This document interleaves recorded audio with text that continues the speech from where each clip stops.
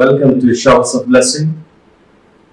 దేవుని కృపలో భద్రపరచబడి నూతన దినములో ప్రవేశించాం. ఈనాటి దేవుని వాగ్దానం. ఆయన నిన్ను గూర్చి తన దూతలకు ఆజ్ఞాపించును. For he will command his angels concerning you. 91వ దావీదు కీర్తన 11వ వచనం. Praise God. ఈ నూతన దినములు దేవుడు మీ కొరకు సిద్ధపరచిన ప్రతి దీవెన ఆకాశపు వాకిళ్ళు విప్పి మీ మీద కృమ్మరించునుగాక.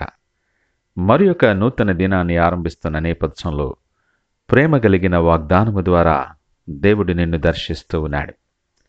ఈ నూతన దినములో అనేకమైన ఆలోచనలు, అనేకమైన ప్రశ్నలతో నీ ప్రయాణం ఆరంభించబోతున్నావేమో.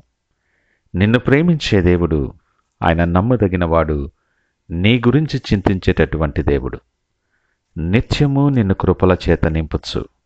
నిన్ను కాపాడుచున్నవాడు, ఇంతవరకు ప్రతి పనిలో, ప్రతి విషయములో సహాయము చేసిన దేవుడు నిన్ను ప్రేమించి నీకిచ్చిన నూతన దినాన్ని కూడా నీకు ఆశీర్వాదముగా మార్చటానికి ఇష్టపడుతూ ఉన్నాడు. ఈ మాటలు వింటున్న నీవు ఒకవేళ ఒంటరితనముతో బాధపడుతున్నావా? కుటుంబానికి దూరంగా దూరదేశంలో ఉన్నావా? వేదనలో నలుగుచ్చు ఆందోళనతో నిండి ఉన్నావేమో. నీ పరిస్థితులు ఏవైనా కానీ దేవుడు ఉదయకాలము నీతో మాట్లాడాలని ఇష్టపడుతున్నాడు. ఆయన దృష్టిలో నువ్వు చాలా శ్రేష్టమైన వ్యక్తివి. నీ ప్రతి పరిస్థితికి చాలని దేవుడు. పరిస్థితి వైపు చూడొద్దు. శోధన సహించువాడు ధన్యుడు అంటున్నాడు. శోధన రావచ్చు, నిన్ను కలవరపరచవచ్చు, కానీ ప్రేమ కలిగిన దేవుడు నిన్ను విడువని ఎడబాయనివాడు. నిన్నందరూ విడిచిపెట్టి ఉండొచ్చు, నిన్ను హేళన చేసి ఉండొచ్చు, అవమానపరిచి ఉండొచ్చు, వేదనతో ఒంటరితనములోనూ నలుగుతూ ఉండొచ్చు. నీ గురించి చింతిస్తున్న దేవుడు, ఎవరూ పట్టించుకోలేదని నువ్వు బాధపడుతున్న నేపథ్యంలో నిన్ను పట్టించుకునే ప్రేమ కలిగిన దేవుడు నీతో ఉండి ఈ వాగ్దానము ద్వారా నిన్ను బలపరుస్తూ ఉన్నాడు. మన జీవన ప్రయాణపు అనుభవాలలో 2 పరిస్థితులను మనం జాగ్రత్తగా గమనించినట్లయితే, ఒంటరి అయిపోయినప్పుడు, అనుకోని ఆపద మన మీదకు వచ్చినప్పుడు, ఇరుకులో, ఇబ్బందులో, తట్టుకోలేని వేదనతో నలుగుతూ ఉన్నప్పుడు, కేవలం శ్రమను మాత్రమే చూస్తూ దేవునికి దూరం అయిపోతాం. నాకెందుకు దేవుడు ఈ శ్రమ కలుగు చేశాడు అని ప్రార్థించటానికి కానీ, ఆయన లేఖనము చదవటానికి కానీ, ఆయన సన్నిధిలో ఉండటానికి కానీ మనసు రాక దూరం అయిపోతూ ఉంటాం. రెండవది, దేవుడు క్షేమాన్నిచ్చి నీ ప్రార్థన ఆలకించి నిన్ను సాక్షిగా నిలబెట్టి నిన్ను కృప వెంబడి కృప కృంభరించి నిన్ను దీవిస్తే, దీవెనలు అనుభవిస్తూ ఇక నాకు దేవుడు ఎందుకులే, నేను దీవించబడ్డాను, నేను ఆశీర్వదింపబడ్డాను అని నిన్ను బట్టి నీకున్న సమస్తాన్ని బట్టి అతిశయిస్తూ దేవునికి దూరం అయిపోతున్నా. నువ్వు ఏ గుంపులో ఉన్నావో ఈ ఉదయకాలం దేవుడు నీతో ఒక మాట మాట్లాడుతూ ఉన్నాడు. ఆయనకు వేరుగా ఉండి నీవేమి చేయలేవు. ఇది జ్ఞాపకము చేసుకో. లేఖనమంటుంది, మహోన్నతుని చాటున నివసించువాడే సర్వశక్తిని నీడను విశ్రమించువాడు. నీ ప్రతి పరిస్థితిలో కూడా ఆయన చాటున నివసించి ఆయనను ఆశ్రయముగా నువ్వు ఎప్పుడైతే చేసుకుంటావో అప్పుడు నువ్వు ఎదురు చూడనటువంటి నెమ్మది, ఆశీర్వాదం నీ మీద దేవుడు కృమ్మరిస్తాడు. ఆయన రెక్కలతో నిన్ను కప్పుతాడు. నీ ప్రక్కను 1000 మంది పడినా, నీ కుడి ప్రక్కను 10,000 మంది కూలినను అపాయము నీ వద్దకు రాదు. ఆయన రానివ్వడు.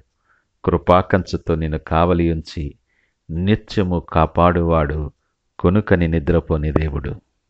ఆయన ఎంతైనా నమ్మదగినటువంటి దేవుడు. అంత మాత్రమే కాదు సుమా, నిన్ను గూర్చి, అవును నిన్ను గూర్చి తన దూతలకు ఆజ్ఞాపిస్తున్నాడు.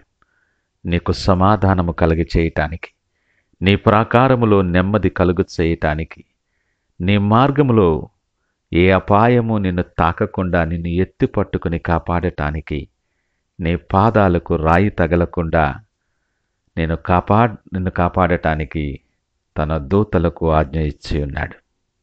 దిగులు చెందొద్దు, ఎందుకు ఇక భయం? ఈ మాటలు వింటున్న ప్రియ దేవుని జనాంగమా, నీవు ఒంటరి వాడివి కాదు. ఇక తన దూతలకు ఆజ్ఞాపించి నీ ప్రతి పరిస్థితి నుండి నేను విడుదల కలిగించటానికి, మరల నీ నోటి నిండా నవ్వు కలిగి చేయటానికి, నీ మార్గముల మీద వెలుగు ప్రకాశింప చేయుట దేవునికి ఇష్టమై ఉన్నది. ధైర్యము తెచ్చుకో, ఆయన నీతో పాటు ఉన్నాడు. ఆయన నిన్ను మర్చిపోలేదు సుమా. నీ ప్రయాణం, నీకున్నటువంటి పరిస్థితులు సమస్తాన్ని, నీ భారాన్ని ఆయన మీద వేయి. నీ గురించి చింతించే దేవుడు ఆయన. ఎంతకాలం ఆయనను ఆయాస పెడతావు? నీ మాటల చేత, నీ క్రియల చేత, నీ ఆలోచనల చేత, నీ కపటమైనటువంటి ప్రవర్తన ద్వారా దేవుని ఆయాసపరిచినప్పటికీ నిన్నింకను ప్రేమిస్తున్న దేవుడు, నువ్వు కావాలని ఇష్టపడుతున్న దేవుడు నీ గురించి చింతించి తన దూతలకు ఆజ్ఞాపిస్తూ ఉన్నాడు. నీ క్షేమము నీ సరిహద్దులలో ఉండటానికి, కృపాక్షేమములు నీ వెంట ఉంచాలని ఇష్టపడుతున్న దేవునికి ఈ ఉదయకాల సమయం కృతజ్ఞత కలిగి ఆయన వైపు చూస్తూ ఆయన సిద్ధపరిచిన ప్రతి ఆశీర్వాదాన్ని స్వతంత్రించుకొని నీ అడుగు తడబడక, నీ పాదము తొట్టులేక నడిపించే దేవునికి ప్రార్థన చేస్తూ ఈ దినాన్ని ఆరంభిద్దామా? ప్రార్థించుకుందాం. పరిశుద్ధుడు, మహోన్నతుడు, నమ్మకమైన మా యేసయ్యా స్తోత్రాలు. ఈ ఉదయకాల సమయం నాతో మాతో మీరు మాట్లాడారు, మీకు వందనాలు. నాయన, పరిస్థితుల ప్రభావం చేత నీకు దూరం అయిపోతున్న నేపథ్యంలో, ఒంటరినై కుమిలిపోతున్న నేపథ్యంలో, లేదా నేను సాధించని విజయాన్ని బట్టి అతిశయిస్తూ నేను విసర్జిస్తున్న నేపథ్యంలో నాతో మాతో మీరు మాట్లాడారు. నన్ను గురించి ఆలోచిస్తూ నా క్షేమము నిమిత్తము, నా ఆశీర్వాదాల నిమిత్తం దూతలకు ఆజ్ఞాపించిన దేవా, మీకు కృతజ్ఞతాస్తుతులు తెలియచేస్తున్నాను.